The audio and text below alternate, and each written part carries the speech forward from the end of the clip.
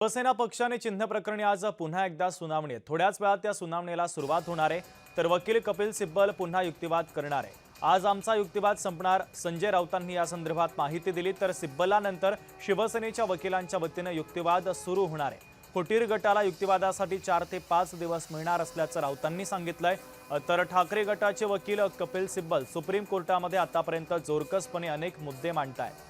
सिब्बल यांनी संघटनात्मक नियम आणि संघटना कोणाच्या बाजूने आहे हे सांगण्याचा प्रयत्न केलाय। त्याबरोबरच पक्षातील घटनेमध्ये झालेले बदल देखील सांगितलेले आहेत। आजच्या या सुनावणीमध्ये कशा पद्धतीने युक्तिवाद केला जातो याकडे आता राजकीय वर्तुळाचं लक्ष लागलंय।